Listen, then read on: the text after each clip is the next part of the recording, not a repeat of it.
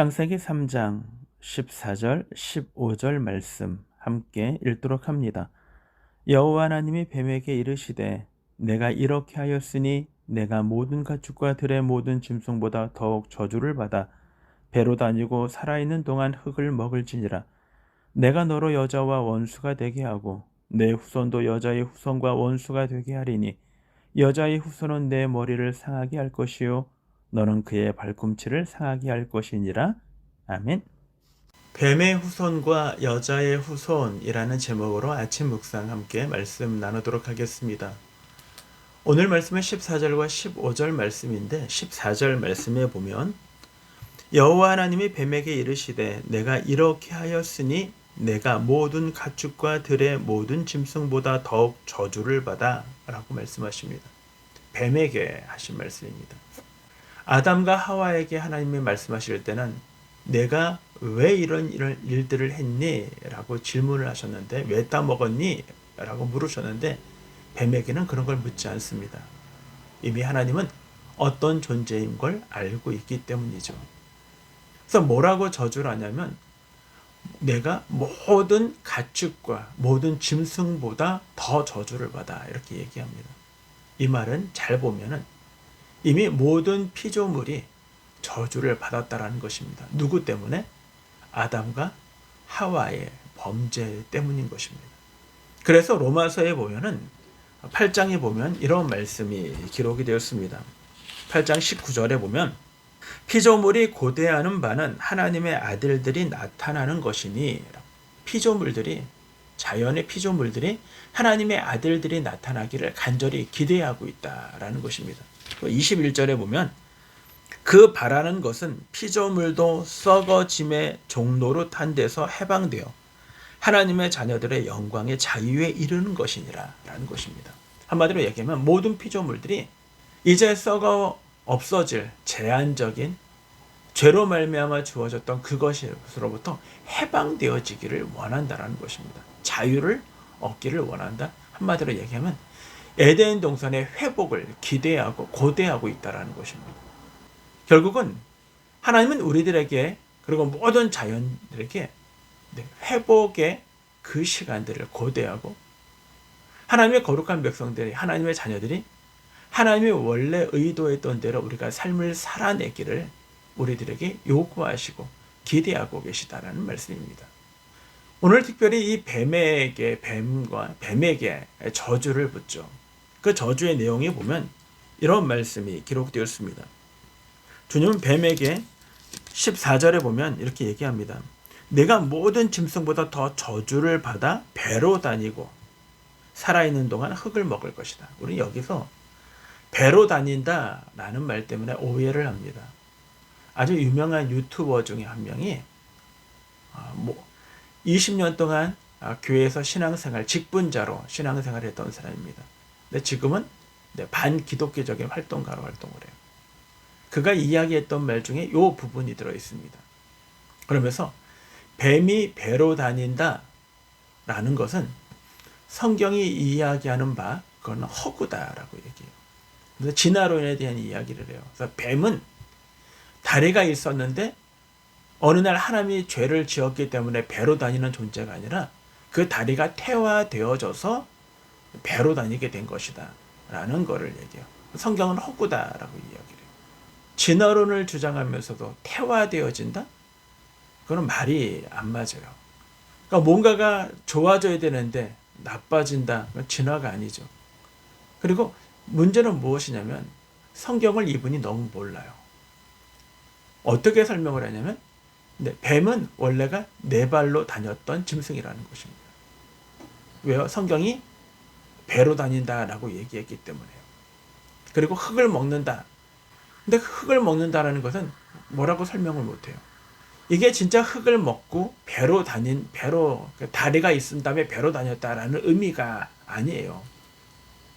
물론 뱀이 배로 다니지만 거기가 어떤 상황이 딱 맞아떨어진 것이지 원래가 다리가 있었는데 배로 다니게 되었고 흙을 먹는 존재가 되었다라는 의미가 아닙니다. 고대 근동에는요, 이건 비유예요.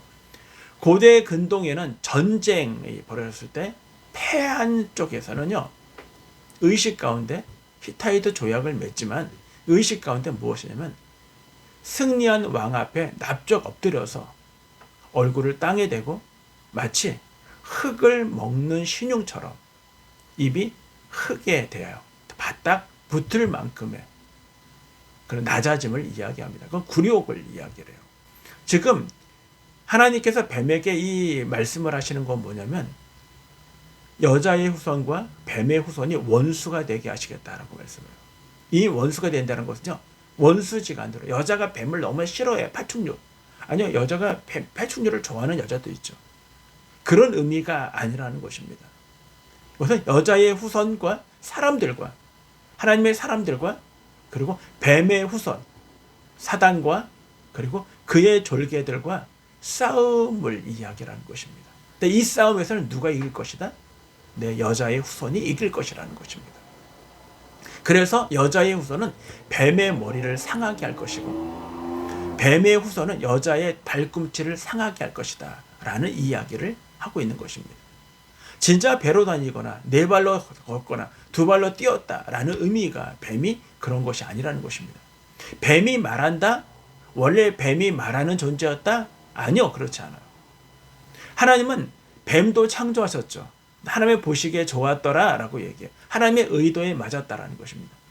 하나님이 만든 의도와는 전혀 다르게 사단이 배후에 조종함으로 말미암아 인간을 유혹하는 매개체가 되어졌다라는 것입니다.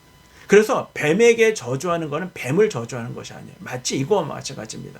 제가 길을 가다가 의종이랑 제 아들과 길을 가는데 개가 풀려져 있던 개가 우리 딸을 물었어요. 제가 그 개한테 이야기합니다. 조심성도 없고 관리도 안 되어주고 내가 누누이 얘기했지만 참 늘 위험했어 라고 이야기한다고 하면은 제가 말귀를 못 알아듣는 개한테 저주를 하는 걸까요? 아니죠. 개를 관리하지 못한 주인에 대하여 원망 섞인 말투로 얘기를 하는 것입니다. 바로 그거와 마찬가지예요.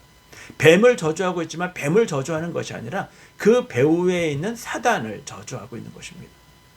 그리고 사단에게 이렇게 얘기를 하는 것입니다.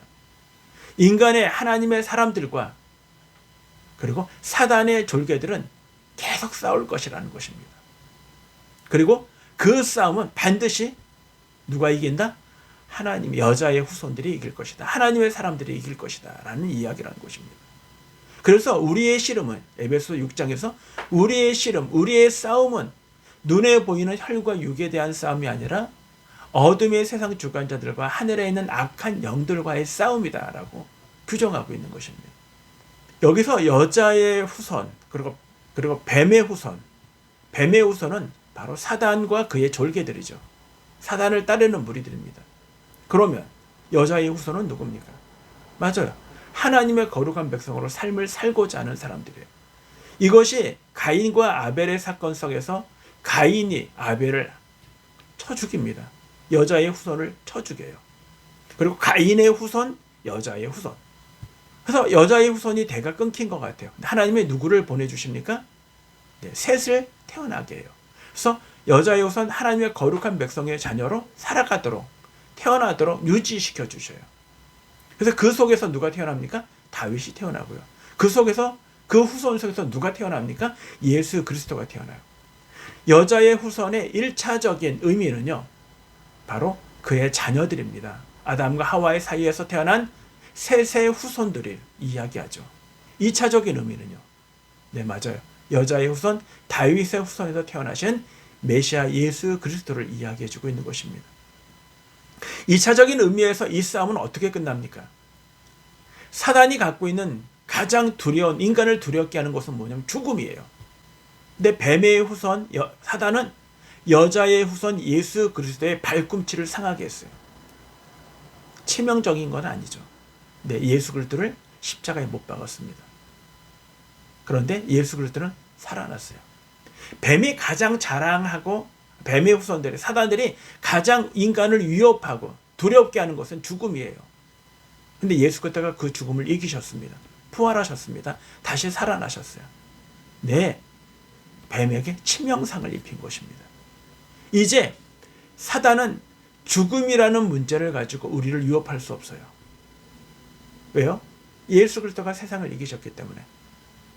너희가 세상에서 환난을 당하나 뱀의 후손들이, 사단의 후손들이 너희를 계속 발꿈치를 상하게 할 거야. 환난을 줄 거야. 고통을 줄 거야. 두려움을 안겨줄 거야. 그러나 담대하라, 내가 세상을 이겼느니라 라는 말씀 속에서 주님이 모든 걸 완성하신 걸 의미하는 것입니다.